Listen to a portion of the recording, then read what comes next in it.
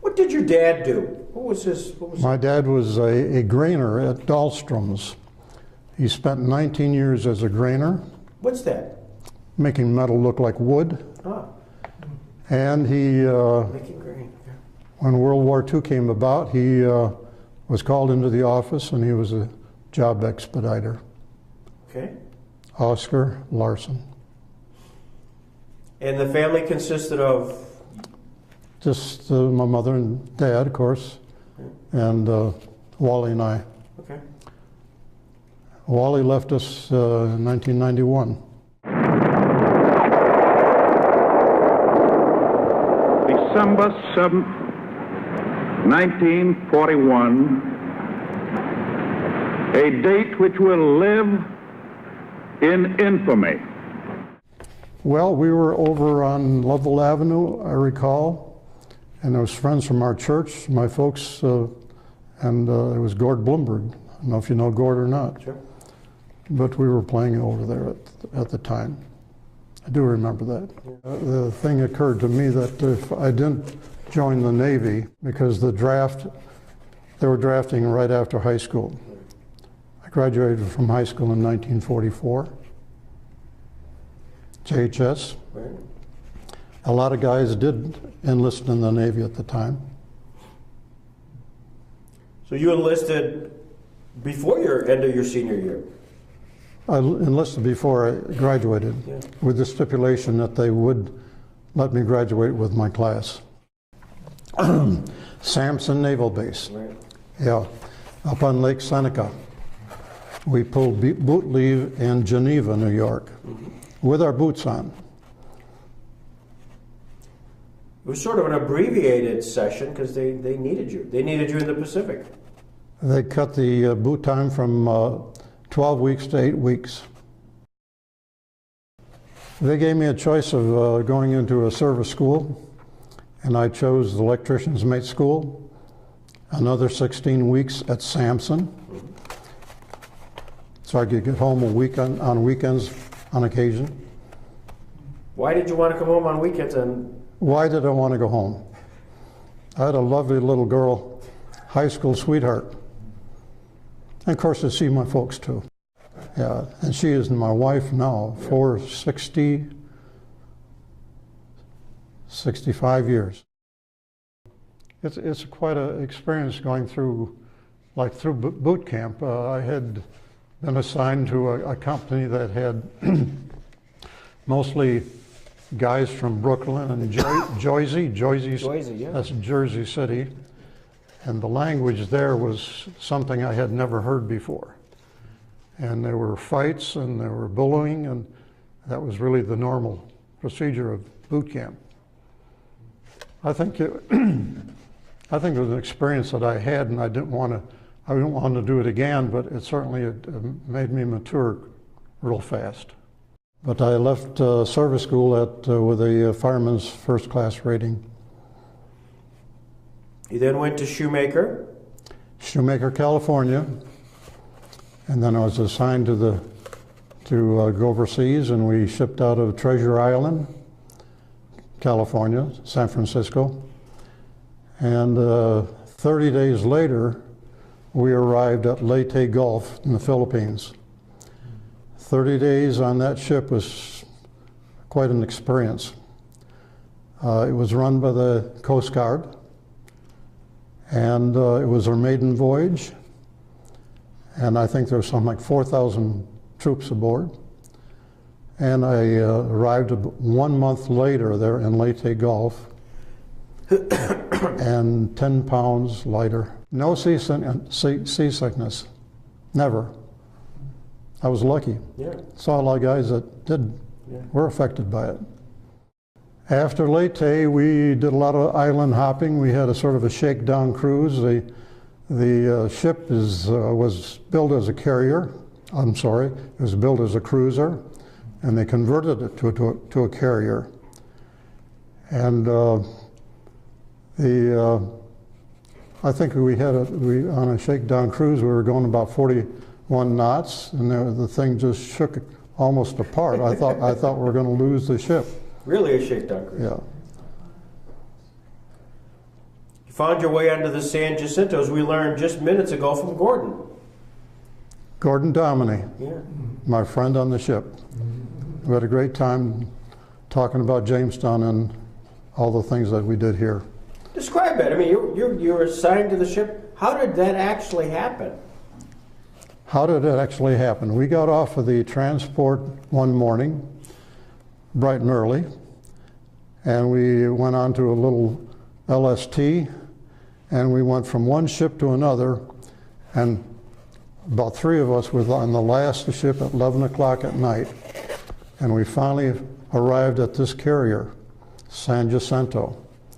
And we, with a night check, we had eggs and bacon. It was wonderful because we hadn't eaten on all day.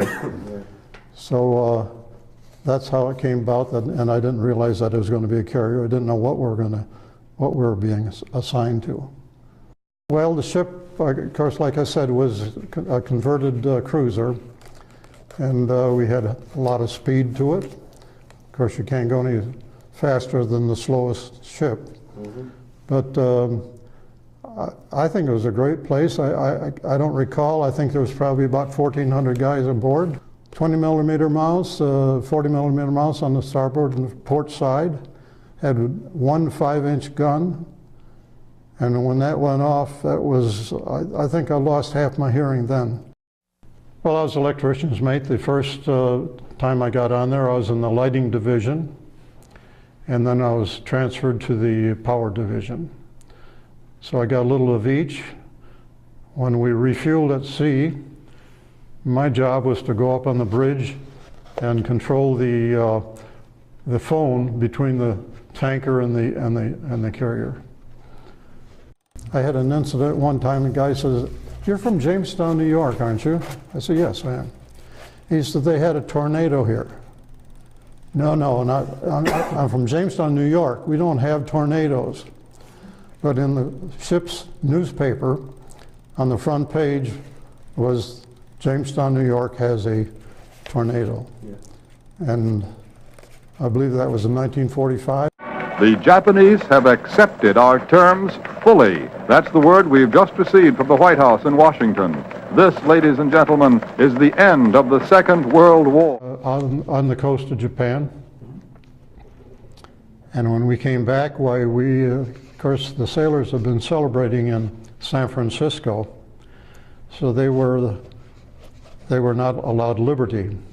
Although all those men that were on the Third Fleet, in the Third Fleet, we did have liberty in San Francisco. You want to talk about it? Liberty? Anything you want to say so that Carol can't hear? No, not really. On the way home, we had a homeward bound pennant. I don't know if Gord mentioned that or not. Did not know. I think it was 940 feet long, 1 foot for every day in the Pacific. Wow. And I think it was some sort of a record. You mentioned in your memoir here that you were assigned to the magic carpet duty. That was after, well, I was at home on Liberty. I was to be home for 1 month, and they cut it short. I got home 2 weeks, just before Christmas Eve. And I think we shipped out of Alameda there on Christmas Eve.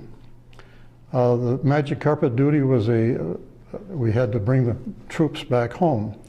So our ship was assigned to that duty. They welded bunks 5 high on the hangar deck. You mentioned 2 interesting happenings. After several months aboard ship, I was called to meet with our division officer. I was offered an opportunity to become a Navy pilot. Talk about that. And I says to the officer, and fly off of one of these? Now, I'd seen a lot of people flying off of these, and young ensigns, they were at the controls, and it was sort of a scary thing. I don't think I had the guts. Those guys are really heroes, those guys that flew off of that thing. Saw a lot of wave-offs coming in, and I believe Gord probably mentioned that he was plane pusher at one time, and he got rammed by a guy that missed the cables, ran into the barriers, and into his plane. And you said a second incident occurred when they tried to prevail upon you to re-enlist. Oh yeah.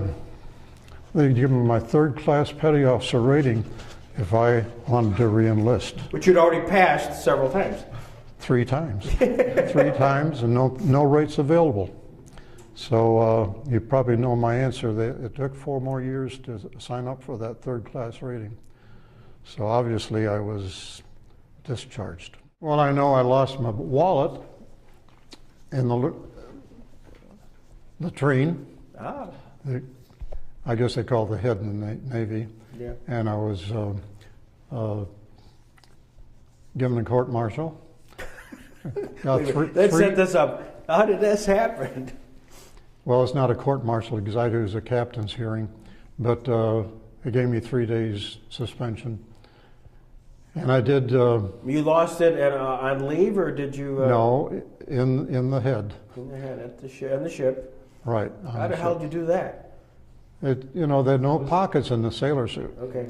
So I had it flipped over my dress blues, and it just happened to fly out of there. But I survived that. Only one other incident that I recall, that I was with another guy when we were replacing bulbs. That was in the lighting division. And you don't really have to be an electrician's mate to do that, but that was what I was. And they had me climbing up on a hangar deck, and that was probably about 30 feet high. And I had to climb out on this water main under a big girder. And of course, then I'm facing the wrong way to go back. I had to fly off there like a trapeze artist and finally got back. That was the scariest part of my whole Navy experience. Terrible. Yeah. Shook like a leaf. Of course, there's always those jokes of how many Swedes does it take to change a light bulb? Let's not get into Swedes. Okay? You're one yourself. Peter. I understand that. I wasn't going to answer the question. You used the GI Bill to your benefit. I did. I went to college at Brooklyn, New York, of all places. Didn't intend to go to Brooklyn, New York, but I did. Pratt Institute, and I graduated in 1950 with an advertising design degree. Did you know you were coming back here? I would like to come back here, but didn't think I was going to be coming back here. Had a job offered in Rochester, turned it down, came back, and after working a couple places in town here, I finally met a guy by the name of Terry Janethis. Terry and I put together a partnership which lasted 29 years, and we had a good time doing that. I spent after Terry retired, another 11 years, I think 41 years in all, with my ad agency.